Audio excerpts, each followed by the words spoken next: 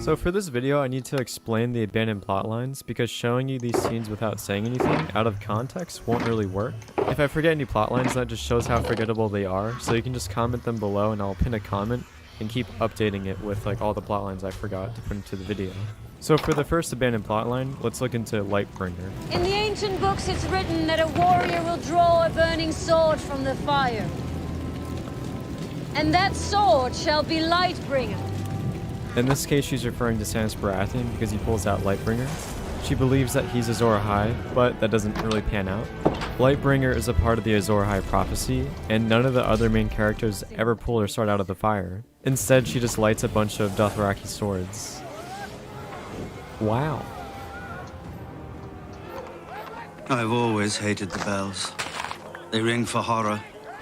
If the city surrenders, they will ring the bells and raise the gates. Please, if you hear them ringing the bells, call off the attack. I've never known bells to mean surrender. So yeah, they kind of abandoned the whole notion that the bells are meant for horror. Even random people in King's Landing are saying ring the bells.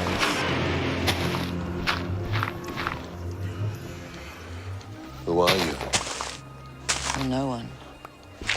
But she is the mother of dragons. She needs true protectors, now more than ever. I bet a lot of you forgot about the mass lady in Karth who basically gives Jorah all the answers. It's never explained as to how she knows everything.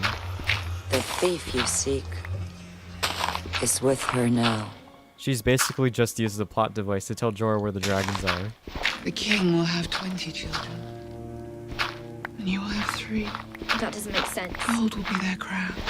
So in the show it doesn't say how Cersei will die in this prophecy. The part of the prophecy that is wrong, however, is the amount of children she has. In the first season, when Cersei is talking to Lady Catelyn after Bran falls out of the window, she talks about her first kid who passed away. I lost my first boy to black-haired Buser. He was a fighter too. Tried to beat the fever that took him. I don't know if this technically counts as an abandoned plotline, but the prophecy is still wrong. You are Aegon Targaryen, true heir to the Iron Throne. The whole impact of Jon being a Targaryen was to just have conflict in Dany and Jon's relationship. If I didn't know, I'd be happy with it. There is really no other development that came from it. By the end of the season, it is practically just forgotten that Jon is a Targaryen, and he fucks off and goes north with the wildlings.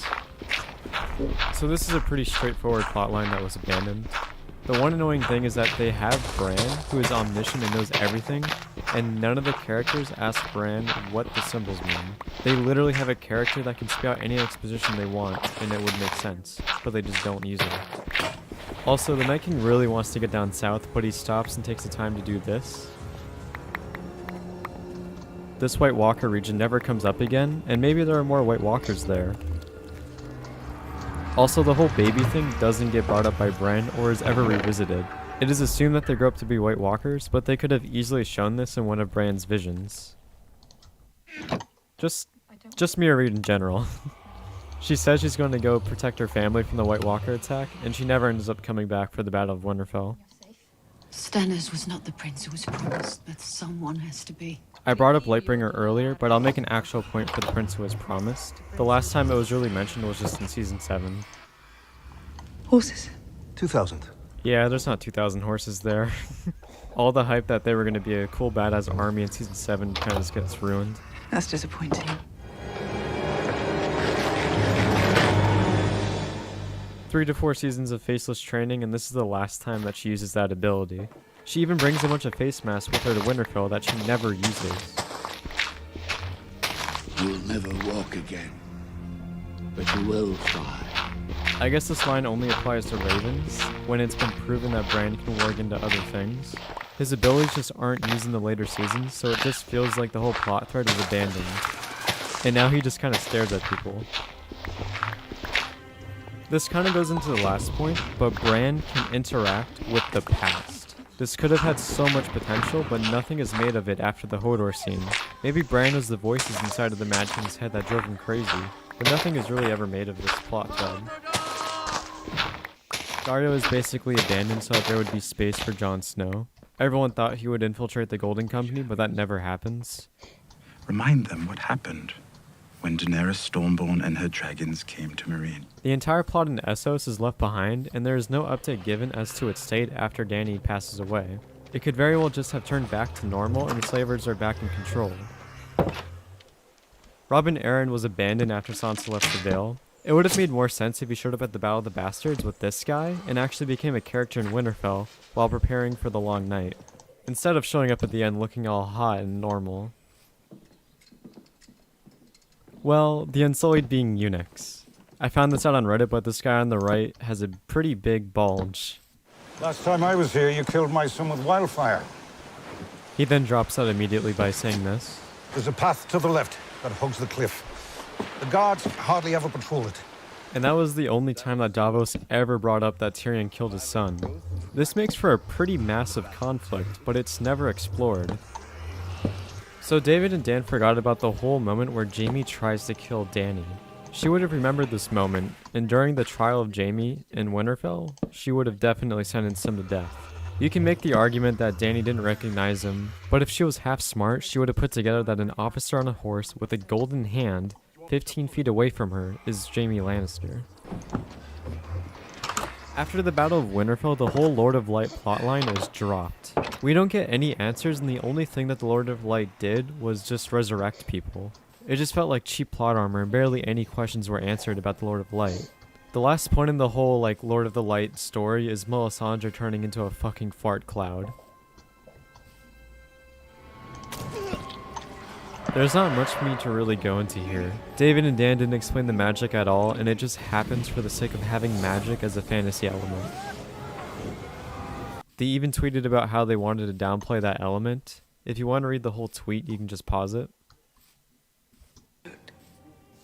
So after Ellaria Sand dies, Dorne kind of just turns to dust and fades into the background, never to be mentioned again. Except during this scene. The new Prince of Dawn pledges his support. Dorne pledged their support, but they didn't show up to the Battle of King's Landing. The Prince of Dorne just shows up at the ending meeting, half asleep, and basically just doesn't say anything. Some of you may be. The Dothraki just disappear after Dany dies. Jon Snow would technically be their new call since he killed Dany.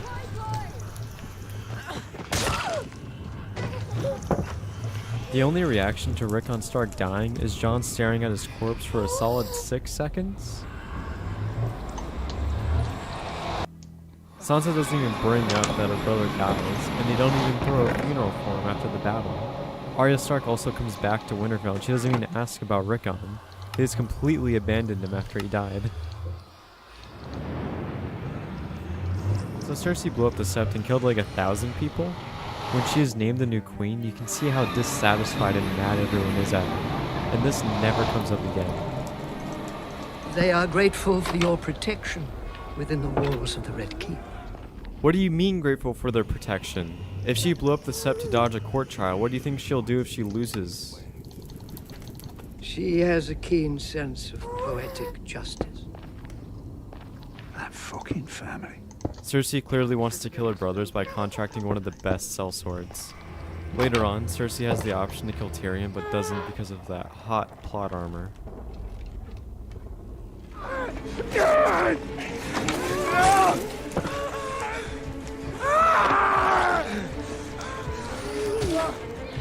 So Sam doesn't bring up how his best friend left him to die? That would seem pretty betraying, but they don't go there. If it's a boy, we want to name him John.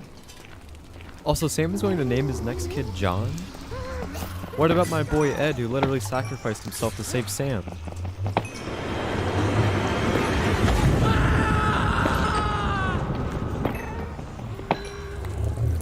He knows you're here. Come for him.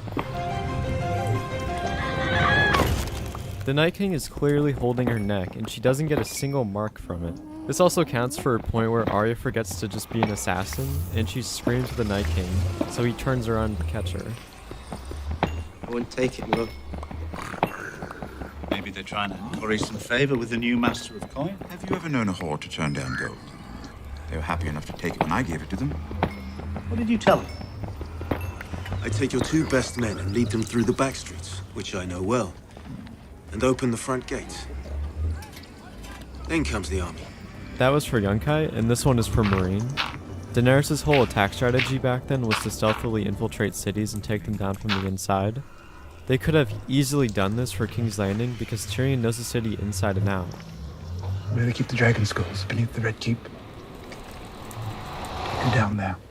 Keep following the stairways down as far as they'll go, and come out onto a beach at the foot of the keep. A dinghy will be waiting for you. So for whatever reason, Tyrion doesn't tell Dany about the hidden entrance, and instead she goes crazy and destroys the city. Ellen Payne just disappears after season 1, and Arya's revenge towards him is dropped. Payne. I can't sleep until I say the names. Then Arya's whole kill list gets heavily downplayed, and instead is contracted to kill the Night King. Come with me. There is not much of a point to this scene. The show brings back Nymeria only to shelf her again and not bring back her pack during the Battle of Winterfell. This is one of the last scenes where Varys was actually being masterful at manipulation and being a spy. You did conspire to kill the Queen's soldiers. We both know the penalty for that crime. How will poor Dom get on without his mother? And with his breathing problem? If I tell you anything, they'll kill me. After this, he basically just becomes a messenger for Dany, and he also becomes the opposite of a spy by telling everyone that he's committing treason. You heard a voice call out from the flames, do you remember? This isn't a major point, but we never find out what the words Varys heard in the flames when he became a eunuch. Should I tell you the name of the one who spoke? Everyone is what they are, and where they are for a reason. Also, we don't really know what happens to the Red Priests after the Long Night. The Lord of Light's whole objective was to kill the Night King, so what happens to the other priests? Do they just go on retirement? Varys informed half of Westeros about Jon being a Targaryen, but none of the other lords ever really bring that up. These men are prisoners. It is not over until the Queen's enemies are defeated. How much more defeated do you want them to be? They're on their knees. They are breathing. If Grey Worm was killing Lannisters who surrendered, then he would definitely kill Jon for killing Dany. Cersei throughout the show is always scheming and being productive. It even follows her point of view on multiple occasions, and this gets dropped in season 8, and all she does is stare out windows.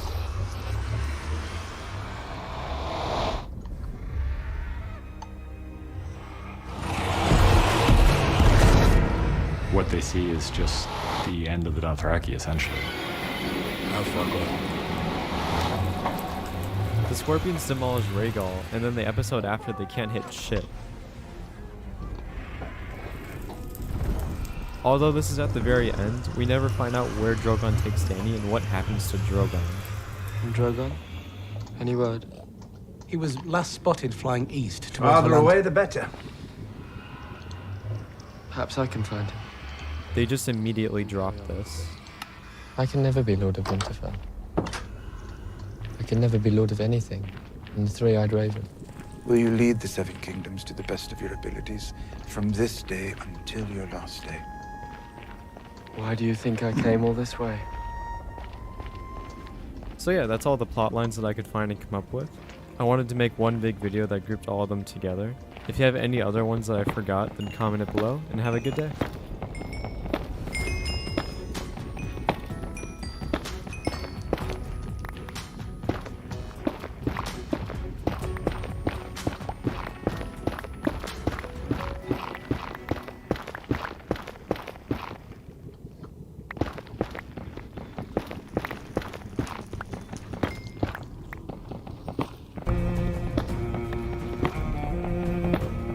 Hey guys, this will essentially be a continuation of the first Abandoned Plotlines video. Since it sparked a lot of discussion, people have brought up more points to go into, which is why I'm making this video.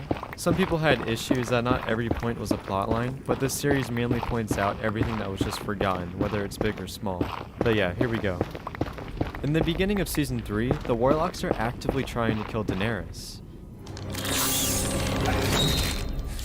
It's set up that a Warlock escapes and is ominously peering over Dany and her followers as if the Warlock will come back. But that whole assassination plotline is dropped, and it was basically just used as a scene to have a badass introduction for Ser Barristan Selmy.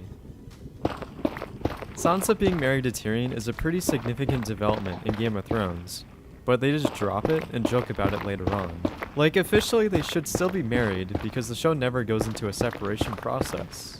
I mean, I'd be down to get a Marriage Story spin-off where Sansa and Tyrion settle their divorce via trial by combat. Also, their marriage could have played more of a conflict in Season 8, given they are paired together again. Instead, in the last 2 seasons, they just laugh it off and act like it never happened. Does she miss me terribly? So that whole plotline is just abandoned. After Cersei blows up the Sept at the end of Season 6, the faith of the Seven in that undercurrent plot in King's Landing is dropped. Just because she destroys the Sept, that doesn't mean the religion just goes away. The majority of people in King's Landing worship that religion, and they would be propelled into chaos if the Sept just suddenly exploded. By abandoning this minor plot thread, it makes the public of King's Landing seem much more shallow. This also creates a big inconsistency because the general public go from hating Cersei to suddenly loving her in Season 8. They are grateful for your protection within the walls of the Red Keep. I guess the High Sparrows and that whole religion were just there so that Cersei could just blow them up. It reminds me of this meme. Great Sept go boom. In Season 6, it's set up that the Lord of Light and its followers will help Dany and support her cause.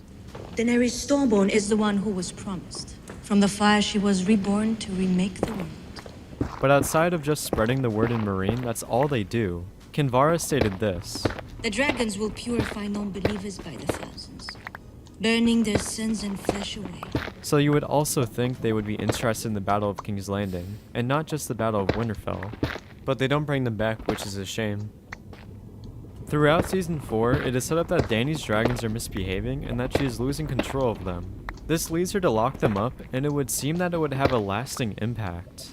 Even in Season 5, the dragons seem to hate her, but in Season 6 when they break out, they seem to just be fine. Tyrion does unshackle them, but they are still imprisoned. They just abandon the whole notion that they are misbehaving, and there's no lasting consequences. The whole conflict just conveniently disappears.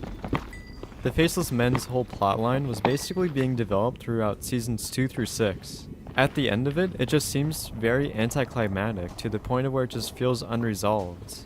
You're telling me that the Faceless Men will allow Arya to kill the Waif, steal a bunch of faces, and essentially just defy their whole order. It seems that Jaqen has some affection towards her and is proud that she ascended, but there are more Faceless Men that would definitely want to hunt down Arya. There's just no consequences for her actions in this plotline. Although Angai isn't technically a forgotten plotline, characters are still pieces of plotlines and they contribute to the overall story. So in that sense, they just straight up deleted Angai. He was very charismatic and likable, but they didn't bring him back in Season 6. I don't know what else to say. He was just abandoned. I don't want to play with you anymore. Speaking of forgotten characters, Salladhor Saan was basically left behind. He was a pretty big asset when it came to Davos' value because he was a source of ships. They had a falling out after the first time Davos lost his fleet. When you're dead, I'll gather your bones in a little sack and let your widow wear them round her neck. But Davos got his fleet a second time, and we don't get to see an outcome to that whole situation. We don't know whether Salladhor is mad or wants vengeance because he's just left behind. As it was set up, wargs were much more common when it came to the free folk. After Jon goes to Hardhome and saves thousands of free folk, we apparently don't see any wargs. There could have been a very interesting development in which Bran meets an experienced warg. This warg could have taught Bran to warg into anything but fucking crows. Maybe even larger animals like dragons, hint hint. So in Season 7, they reintroduced the whole idea that Dany may or may not be able to have kids. I can't have children. Who told you that? The witch who murdered my husband. Has it occurred to you she might not have been a reliable source of information? And then they go into having sex. So the question remains, can she have children or can she not? They just dropped this whole question, and I'm sure they at least had sex more than once.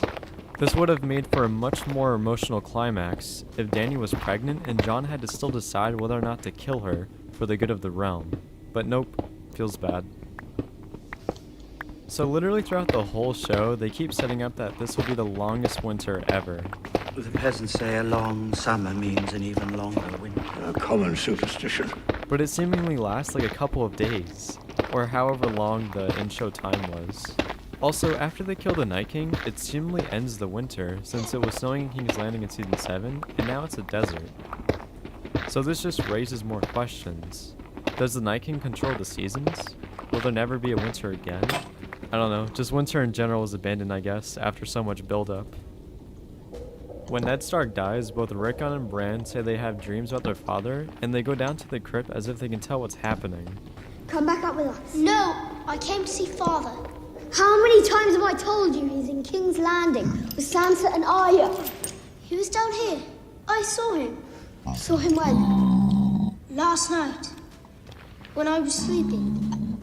For Bran, this was later revealed that he had these visions because he was a warg. But after this point, they never tell us why Rickon was having these similar symptoms. It's basically just left behind, and Rickon in general just gets yeeted out of the story. In Season 6, when Yara confronts Dany about wanting to start an alliance, a part of her terms in that conversation was that she wanted the Iron Islands to have their own independence. What if everyone starts demanding their independence? Hello, I'm back. After this point, I think David and Dan just forgot that this even happened.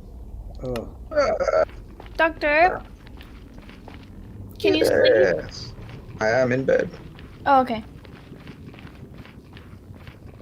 I'm in the Nether realm. I'm just trying to continue our journey a bit and explore a bit.